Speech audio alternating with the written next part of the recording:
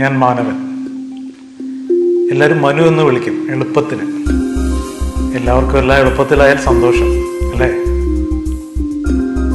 സത്യം പറഞ്ഞാൽ ഞാനൊരു പാവമാണ്, വെറും പാവം. നിങ്ങളാരും പാവങ്ങളല്ല എന്നതിനർത്ഥമില്ല. ശരിക്കും പറഞ്ഞാൽ പാവങ്ങളല്ല, പാവകൾ, വെറും പാവകൾ. വലിക്കപ്പെടുന്ന ചരടുകളിൽ പാവക്കൂത്തിലാടുന്ന പാവകൾ. പക്ഷേ വിരലുകളിൽ കൊരുത്ത ചരടുകളുള്ള കളിയാശാനെ കാണാൻ ആർക്കും പറ്റില്ല. എവിടെയോ മറഞ്ഞിരുന്നല്ലേ ആ ചരടുവലി. രാവിലെ ഉണരുമ്പോഴുള്ള പരിഭ്രമം എനിക്കെപ്പോഴും ഉണ്ട്. ചില സെക്കൻഡുകളിൽ ഒന്നും മനസ്സിലാവില്ല. പിന്നെ ഞാനറിയും, ഞാൻ ലോകത്ത് ജീവിച്ചിരിക്കുന്ന മനുഷ്യൻ എന്നു പേരുള്ള ജീവിയെന്ന്. എനിക്കൊരു ഭാര്യയുണ്ടെന്ന്, ഒരു മകൾ ഉണ്ടായിരുന്നുവെന്ന്, പിന്നെ കുടിക്കേണ്ട ബെഡ് കോഫിയെക്കുറിച്ച്. അങ്ങനെ ഓരോ ദിവസവും ഞാൻ ജനിക്കുന്നു. പക്ഷെ ഇന്ന് ജനിച്ചപ്പോൾ ഞാൻ ഓർത്തില്ല ഇങ്ങനെയൊക്കെ ആവുമെന്ന്. നിങ്ങൾക്ക് ആർക്കും സംഭവിക്കാത്ത ഒന്നാണ് ഇന്ന് നടന്നത്. ഈ വെറും പാവമായ ഞാൻ ജനിച്ചുണർന്നത് 10 വർഷം മുമ്പായിട്ടാണ്. അതായത് കിടന്നപ്പോൾ 45 വയസ്സുണ്ടായിരുന്ന മാനവൻ എന്ന ഞാൻ 35 വയസ്സുള്ള മനുവായി ഉണർന്നെഴുന്നേറ്റ്. 10 വയസ്സുള്ള എൻ്റെ മോൾ എന്നെ കെട്ടിപ്പിടിച്ച് കിടന്നു തുടങ്ങും. ഞാൻ അവളെ സൂക്ഷിച്ചു നോക്കി. ഇവൾ തന്നെയല്ലേ 1 മാസം മുമ്പ് ഞങ്ങളെ പറ്റിച്ചുകൊണ്ട് ആ അലവലാതിയുടെ കൂടെ ഇറങ്ങിപ്പോയത്.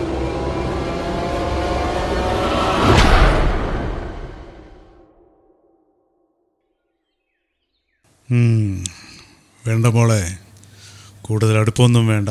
നിന്റെ അസൽ അറിഞ്ഞു കഴിഞ്ഞു. ഡാഡി തണുക്കുന്നു. ഡാഡി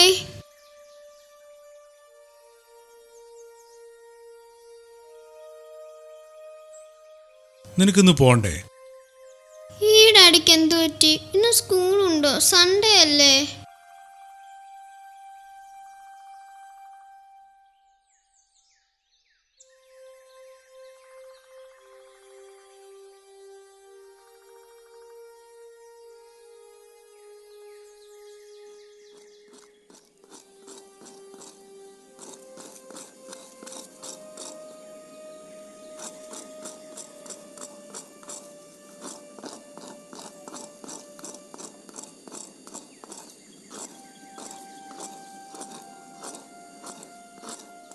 നീ എന്താ നിലത്തിരുന്ന് ചെയ്യുന്നത്? പിന്നെ കിടന്നോണ്ട് തേങ്ങ ചിരണ്ടാൻ പറ്റുമോ? ഇന്ന് അവള് വന്നില്ലേ? ആരുടെ കാര്യമാണ് നിങ്ങൾ ഈ ചോദിക്കണേ? ജോലിക്ക് വരുന്നോള്. നിങ്ങൾക്കിത് എന്തു പറ്റി? ഇത് ഓഫീസല്ല, വീടാണ്. നിങ്ങൾക്ക് എപ്പോഴും ഓഫീസും അവിടുത്തെ പെണ്ണുങ്ങളും ഒക്കെയാണ് കാര്യം.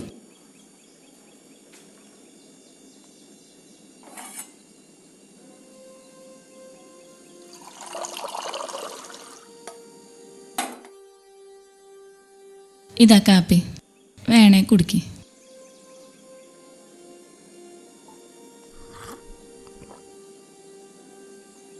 സത്യം പറയാലോ, നീ എത്ര സുന്ദരിയായി പ്രായത്തില്. കൊള്ളാലോ ഒരു കണ്ടുപിടുത്തം. എനിക്കിപ്പോ ശൃംഗരിക്കാൻ സമയമില്ല. പോയി പേപ്പർ വായിക്ക്.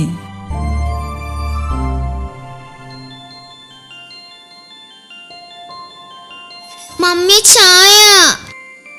ഓ, ഡാഡിക്ക് കാപ്പി, മോക്ക് ചായ. പെണ്ണ് വേണേ കാപ്പി കുടിച്ചാ മതിയെന്ന്. ഡാഡി, ഈ ശൃംഗരിക്കുക എന്ന് വെച്ചാൽ എന്താ അർത്ഥം? അത് നിന്റെ മമ്മി പറഞ്ഞുതരും. മമ്മി ഒന്ന് പറഞ്ഞു തരുമോ? ഓഹോ, ഇപ്പൊ പറഞ്ഞുതരാം. ഇനിയിപ്പൊ അതിന്റെ കുറവും കൂടെ ഉള്ളൂ. എന്നാ അതും കൂടെ പറഞ്ഞാ മമ്മി. പൊക്കോണോ എന്റെ മുമ്പീന്ന്. പ്രായമായവർക്കൊന്നും മിണ്ടാൻ മേല. പ്രായമായൊരു മമ്മിയുടെ ഒരു പൊണ്ണക്കാര്യം. ഞാനും അങ്ങ് വലുതാവും കേട്ടോ. നീ ഒന്ന് ഉപദ്രവിക്കാതെ പോകുന്നുണ്ടോ? ഉടനെ തിന്നാൻ എന്തെങ്കിലും വേണ്ട എല്ലാവർക്കും.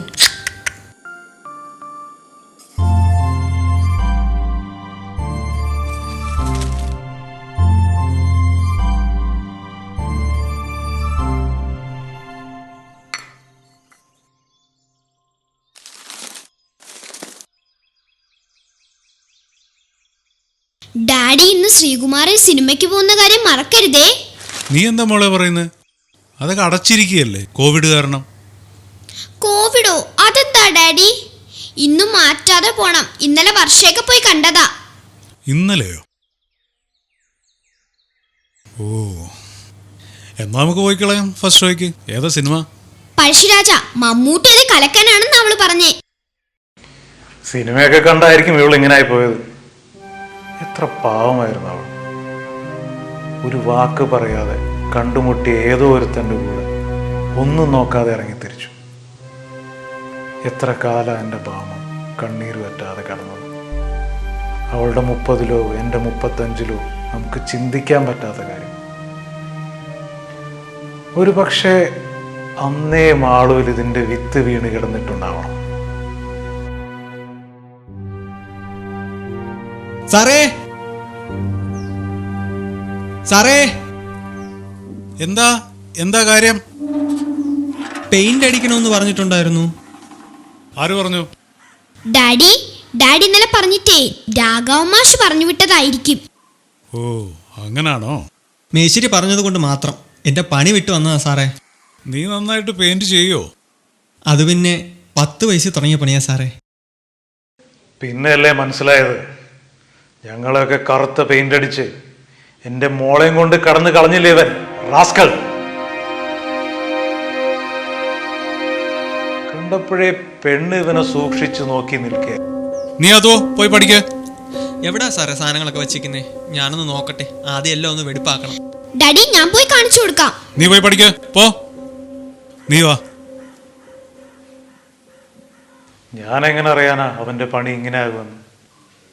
അവനെല്ലാം വെടിപ്പാക്കി ഞങ്ങളെ പണി പറ്റിച്ചു. ഡാഡി നമുക്ക് നമ്മുടെ വീട് മൊത്തം പെയിന്റ് അടിക്കാം.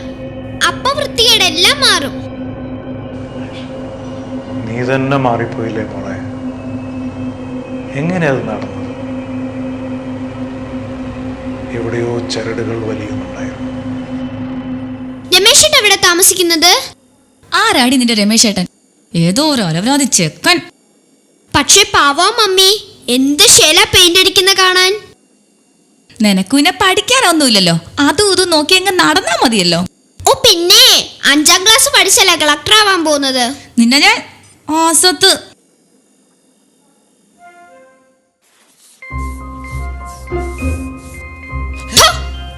പേടിച്ചു പോയല്ലോ. മോളെന്തിനാ ഒളിഞ്ഞു നോക്കുന്നേ? ഇങ്ങ് വാ, ഞാൻ പഠിപ്പിച്ചു തരാം.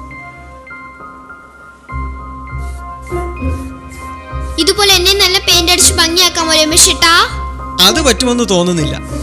ഒത്തിരി ഭംഗിയാക്കിയല്ലേ മോളെ ദൈവം വിട്ടിരിക്കുന്നേ. ഡാടാ, ശ്രദ്ധിച്ച് ജോലി ചെയ്തിട്ട് പോടാ. ഡേ, നിന്നോട് പോയി പഠിക്കാൻ പറഞ്ഞല്ലേ, പോ. ഓ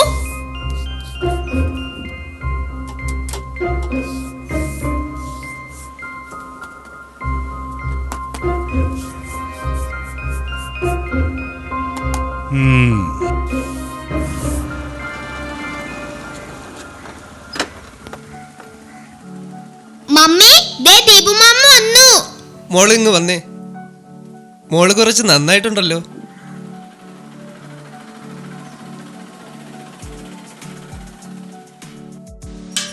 നീ എത്ര സ്മാർട്ടാണെന്ന് പിന്നെയാണ് മനസ്സിലായത്. സ്നേഹസമ്പന്നൻ, മിടുക്കൻ. പക്ഷെ ഇന്നവനൊന്നുമല്ല. നടുവൊടിഞ്ഞ് കട്ടിലിൽ കിടക്കുന്നു. 6 വർഷമായി. ഇന്നെൻ്റെ മുന്നിൽ പുനർജനിച്ച് നിൽക്കുന്നു 10 വർഷം മുമ്പുള്ള ദീപു. എടാ, നിന്നോട് പറഞ്ഞിട്ടില്ലേ അവൾക്ക് അതും ഇതും വാങ്ങിക്കൊടുത്ത് അസ്താകരുതെന്ന്? പോ മമ്മി, മമ്മി അസത്ത്. പിള്ളേർക്ക് ചോക്ലേറ്റ് അല്ലേ പെങ്ങളെ സന്തോഷം. അവര് മധുരം അറിഞ്ഞ് വളരട്ടെ എന്ന്.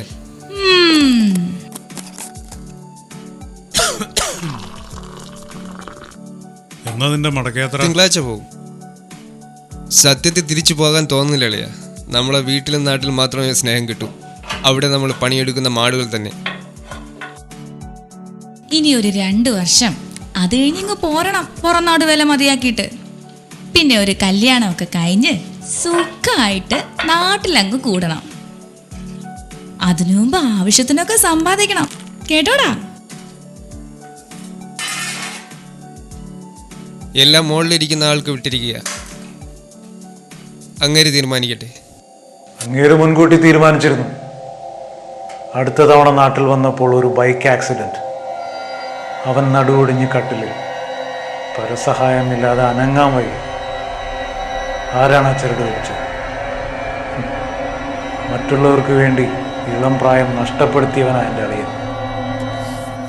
രമേശ, നീയാണോടാ പെയിന്റ് അടിക്കുന്നത്? എനിക്കിത് വിശ്വസിക്കാൻ കൂടി വയ്യല്ലോ. നീ നല്ലപോലെ പഠിക്കുന്ന കുട്ടിയെന്നാണല്ലോ ഞാൻ അറിഞ്ഞ്. എല്ലാം നിർത്തേണ്ടി വന്നു ഏട്ടാ. ചമരിച്ചപ്പോൾ എല്ലാ പ്രാരാബ്ദങ്ങളും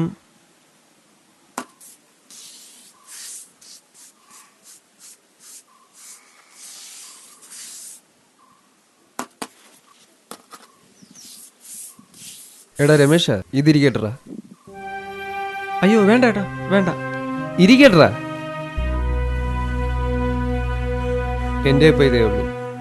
എത്ര നല്ലവനാ എന്റെ ദീപു മാമൻ. തികച്ചും നല്ലവൻ. പക്ഷെ പറഞ്ഞിട്ടെന്താ, അവൻ എല്ലാവർക്കും ഒരു ആശ്രയമാണ്. പക്ഷെ ഇന്ന് അവൻ എല്ലാവരെയും ആശ്രയിച്ച് കിടക്കും.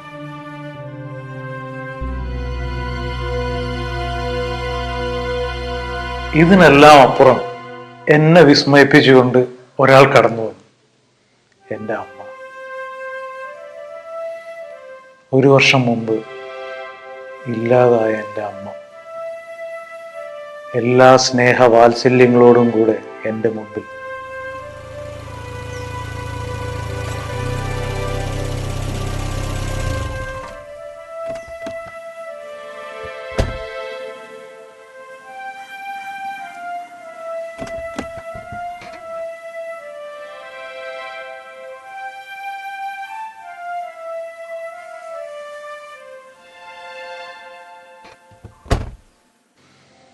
കൂടെ ആരാണെന്നോ ദാരുണമായി കൊല ചെയ്യപ്പെട്ട എൻ്റെ സ്വന്തം അനിയൻ.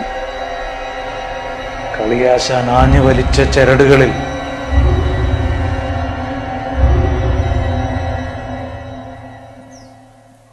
ചേട്ടാ, അമ്മയുടെ ഒരു പിടിവാശിയെ ഇന്ന് തന്നെ വരണമെന്ന് ഇന്നലെ തുടങ്ങിയതാ ശാഠ്യം.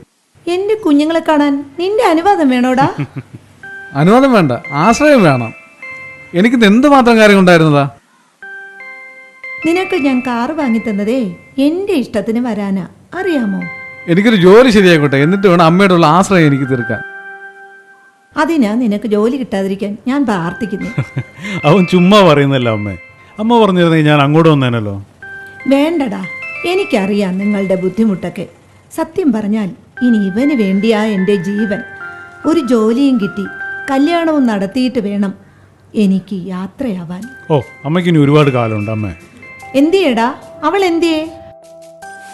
ദാ വരുന്നമ്മേ, ചെറിയ പണിയില്ല. ഇതാ എത്തിയമ്മേ. അമ്മേ, നിന്റെ കാന്താരി എവിടെ? അവൾ ഇന്ന് മുഴുവൻ ആ പെയിന്റ് അടിക്കാരൻ്റെ പുറകെയാ. പെയിന്റ് അടിക്കാരൻ്റെയോ? പെയിന്റിംഗ് കാണാം കേട്ടോ. എന്താ വിശേഷം? ബോണസ് കിട്ടി, അപ്പൊ ഒന്ന് വൃത്തിയാക്കാന്ന് വിചാരിച്ചു. അല്ല, ഇവിടെ തന്നെ അങ്ങ് നിന്നുപോയോ? വാ, അകത്തേക്കിരിക്കാം. എടാ, നീ ഡ്രസ്സൊക്കെ ഒന്ന് മാറി വിശ്രമിക്കും. അല്ലേട്ടാ, ഉടനെ പോണം. അമ്മ നിർബന്ധിച്ചുകൊണ്ട് വന്നെന്ന് മാത്രം. എന്തായാലും 19 കിലോമീറ്റർ കാർ ഓടിച്ചു വന്നല്ലേ. ഓ, അവൻ അങ്ങനെയൊക്കെ പറയും. എന്റെ പൊന്നുമോളുടെ കൈ കൊണ്ട് ഊണ് കഴിച്ചിട്ട് ഞാൻ തിരിച്ചുള്ളൂ. വാ അമ്മേ, നമുക്ക് അകത്തോട്ട് പോവാം. ആ, ഇരിക്കടാ. അമ്മയ്ക്ക് ചെക്കപ്പിന് പോയിട്ട് എന്തായി? ഒരു ചെറിയ പ്രശ്നമുണ്ട് കേട്ടാ. ഹാർട്ട് ഭയങ്കര വീക്കാ. ഒന്നും ചെയ്യാൻ കഴിയില്ലെന്നാണ് ഡോക്ടർ പറയുന്നത്. ഡോക്ടർക്ക് പറ്റാത്ത കാര്യങ്ങൾ നടത്തി തരുന്നവനാ ദൈവം. ഇനി അത് തന്നെ ഒരു ആശ്രയം. ആ കാന്താരി ഇതുവരെയും കണ്ടില്ലല്ലോ. എന്തു പറയാനാ അമ്മേ, ആ പെയിന്റ് ചെയ്യാൻ വന്ന പയ്യനുണ്ടല്ലോ, അവന്റെ കൂടെ അങ്ങ് നടക്കുക. പഠിക്കുന്നുണ്ടോ അവള്? ഇടയ്ക്കൊക്കെ പുസ്തകം തുറക്കും, മാർക്ക് കിട്ടുന്നുണ്ട്, അത്ര തന്നെ. മാളു, എടി മാളു.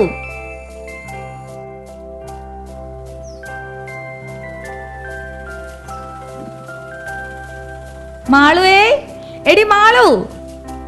രമേശ് ചേട്ടാ, അതെ അമ്മ വിളിക്കുന്നു, ഞാൻ ഇപ്പൊ വരമേ. അമ്മുമ്മേ.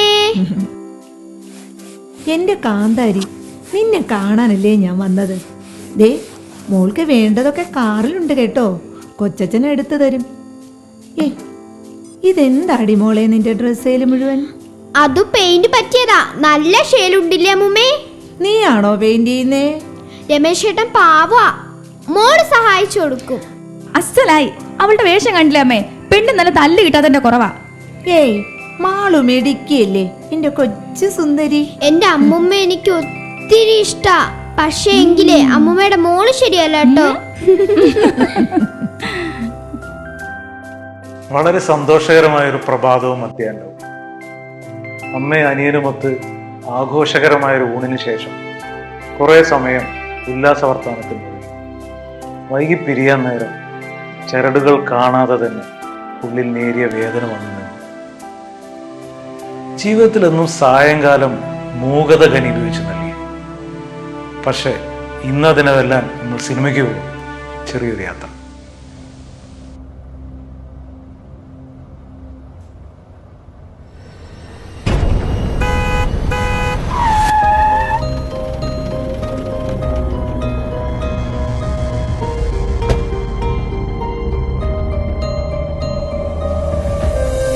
Hello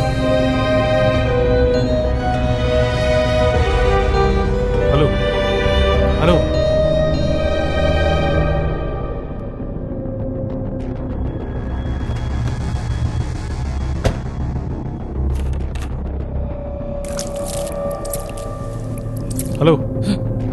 hello hello hello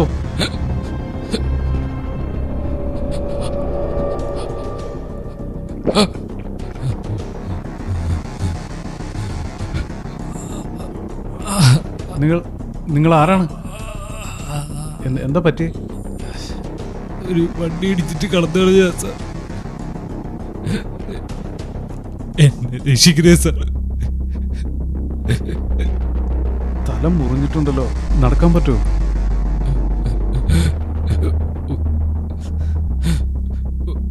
താങ്ങിയ sir, ഞാൻ നടക്കാം.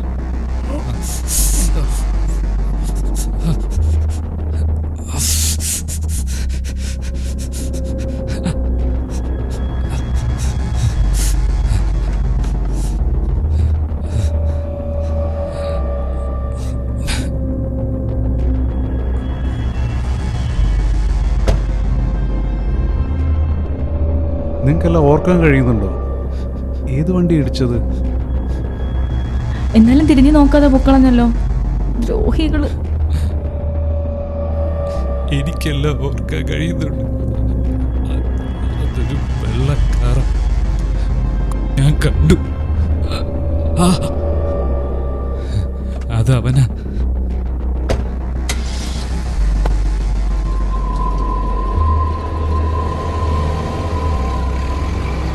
അതൊരു വെള്ളക്കാര,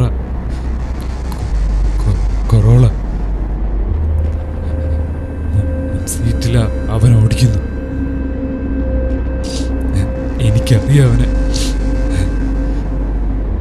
പിന്നെ ഒരു പ്രായം ചെന്ന സ്ത്രീ. അവർ മയക്കത്തിലായിരിക്കണം.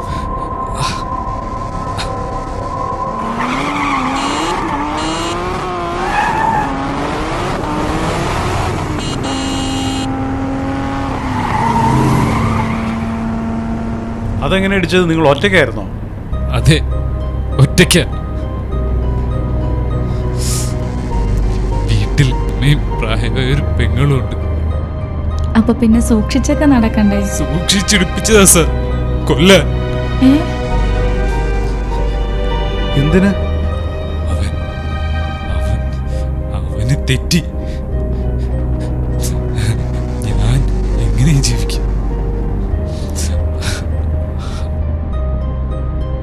എന്നിട്ട് തീരുമാനിക്കും അവൻ ജീവിക്കണോ വേണ്ടയോന്ന്. ഇത് കുഴപ്പമായല്ലോ. നിങ്ങൾ ആരാ? എന്തിനാ നിങ്ങൾ കൊല്ലുന്നേ? ഒരേ ഒരു വേക്കൻസി. ഞാൻ മുന്നിൽ, തൊട്ടു പിന്നിൽ അവൻ. ഞാനില്ലെങ്കിൽ ജോലി അവൻ ഉറപ്പ്. ദൈവമേ, എങ്ങനെ തോന്നും ഇങ്ങനെയൊക്കെ ചെയ്യാൻ? അങ്ങനെ ചേച്ചി ഇപ്പൊ ദൈവനാട്ടിൽ.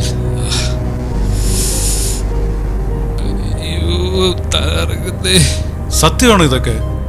സാർ, എന്നെ ഏതെങ്കിലും ഒരു ഹോസ്പിറ്റലിൽ എത്തിക്കണം സാർ. എനിക്ക് തീരെ വയ്യ സാർ. Please sir. അവൻ അബദ്ധത്തിൽ പറ്റിയതായിരിക്കും. അല്ല അല്ല, എനിക്ക് ഉറപ്പാ.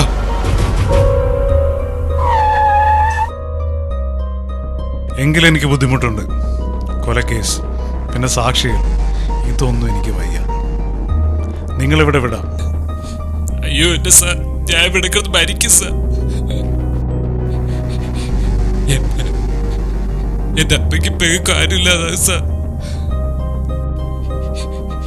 ഏതെങ്കിലും ഒരു ഹോസ്പിറ്റൽ സാർ, ദയവ് ചെയ്ത് please please please please please.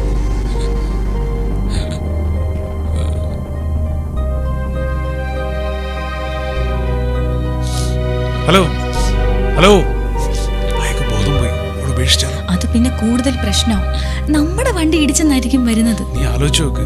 ഹോസ്പിറ്റലിൽ പോയാൽ പിന്നെ പ്രശ്നങ്ങളാവും, സ്വസ്ഥത കിട്ടില്ല. എന്താ മമ്മി, കൊച്ചിച്ചന്റെ വണ്ടിയാണോ ഇടിച്ചത്? ഹലോ ഹലോ,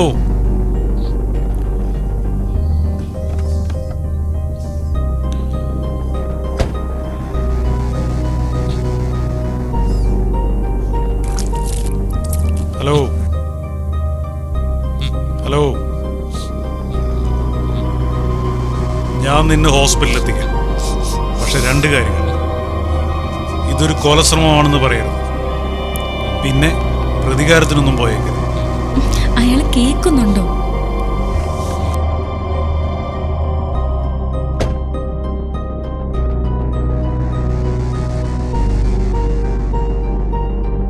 അല്ലെങ്കിൽ നിങ്ങൾ ഇവിടെ ഇറക്കി വിടും.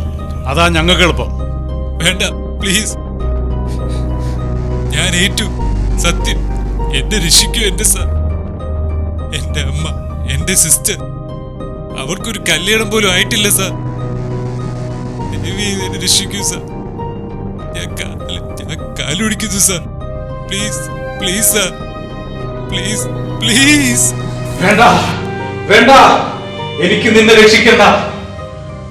പക്ഷെ ഞാൻ നിന്നെ വിശ്വസിച്ചു പോയി.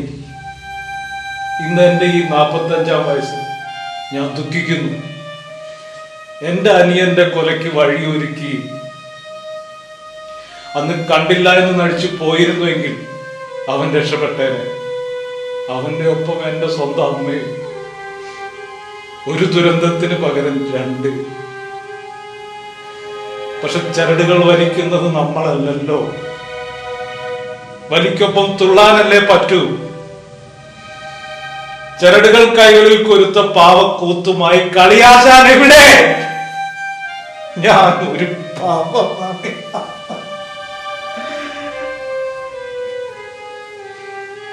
പാവമല്ല, പാവ, വെറും കൂത്തുപാവ.